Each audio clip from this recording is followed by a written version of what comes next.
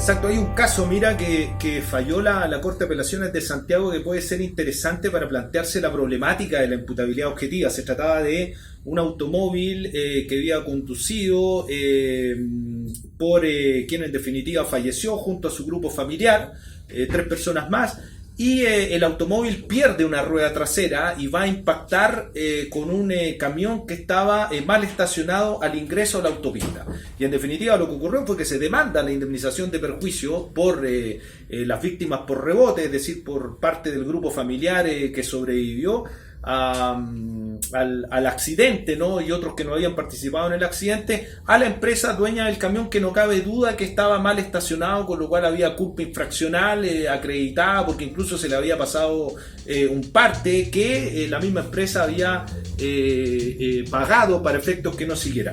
Y entonces la pregunta era si en este caso correspondía o no responder de la indemnización, teniendo en cuenta que el auto no pierde, en definitiva el conductor, el control del automóvil en razón de que pierde la rueda y va a impactar. Entonces la causalidad natural quedaba determinada por el mal estacionamiento del camión, pero también porque el automóvil había perdido la rueda. Entonces, luego la pregunta de la imputabilidad objetiva era si había o no un incremento del riesgo desmedido por parte de la empresa dueña del camión al haber dejado mal estacionado este vehículo, ¿no? O en cambio, desde otro punto de vista, aquí había un hecho de la víctima y que la única causa que podía explicar este accidente tenía que ver con un mal funcionamiento del automóvil, haber perdido la rueda y que estuviera ahí el camión estacionado era irrelevante, ¿no? Que es el criterio de la imputabilidad objetiva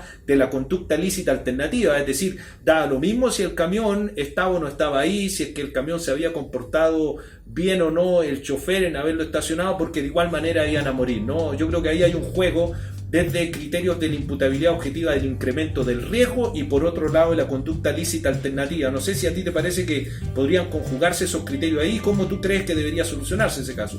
Mira, es bien interesante también analizar el problema desde las normas del Código Civil, porque si bien el Código Civil tradicionalmente no ha sido interpretado a través de los criterios de imputación objetiva, la verdad es que sí pueden leerse a partir de ellos. Hay un conjunto de normas en el Código Civil que tratan, por ejemplo, el aumento del riesgo permitido. Exacto.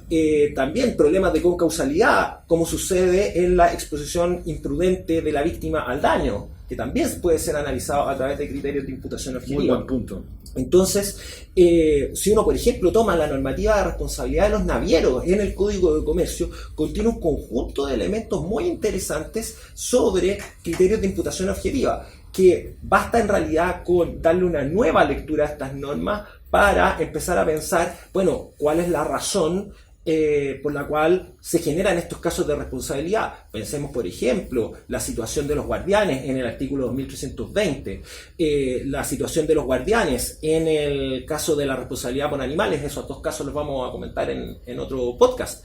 Y por lo tanto, es perfectamente posible hacer una lectura desde los criterios de imputación objetiva hacia nuestras clásicas normas del Código Civil.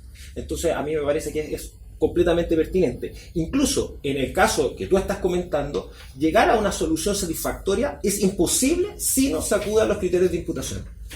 Ahora, Juan Ignacio, una de las cuestiones que en Chile yo creo que se ha discutido poco y en realidad veo escasa recepción posible, es la situación en que existe una causalidad difusa. No se sabe bien qué es lo que originó el daño. En materia médica es muy frecuente, ¿no? Que en definitiva el paciente padece un daño, pero no se sabe bien qué ocurrió.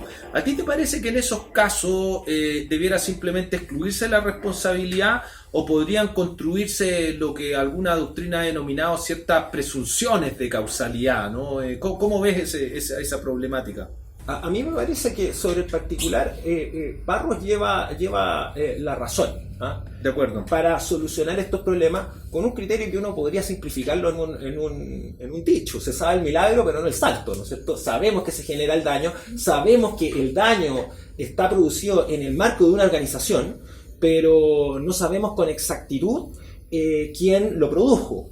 Por lo tanto, podemos acudir desde el punto de vista de la causalidad a los criterios de culpa organizacional por un lado y por otro lado los de la culpa difusa, que son dos criterios que en la jurisprudencia lamentablemente se han confundido, pero que bien separados, tal como lo hace el mismo Barros, es posible también tener por acreditada la causalidad. Sabemos, por ejemplo, que un menor se accidentó en un jardín infantil, aun cuando no determinemos o no podamos determinar cuál fue el guardián preciso, claro, que permitió el daño del menor. Sabemos, por ejemplo, que se produjo un daño en el marco de una operación, aun cuando no sabemos si la responsabilidad es propiamente de la celanera, del médico tratante, de una enfermera, pero sabemos que está incorporado dentro del grupo médico. Por lo tanto, es posible, creo yo, llegar a ese estilo de soluciones.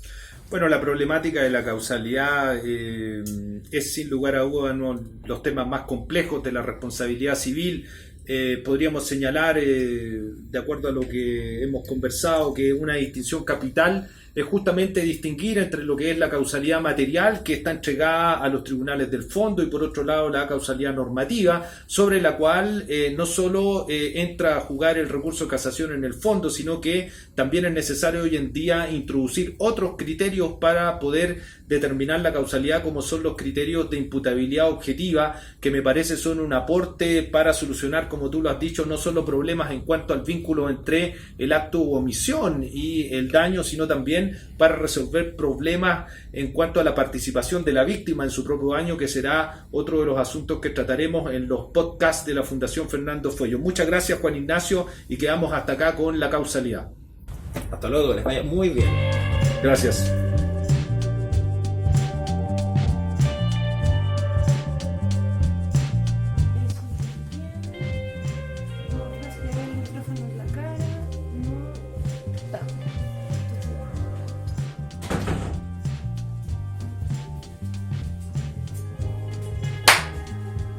Bien, una vez más estamos acá en Fuello Podcast.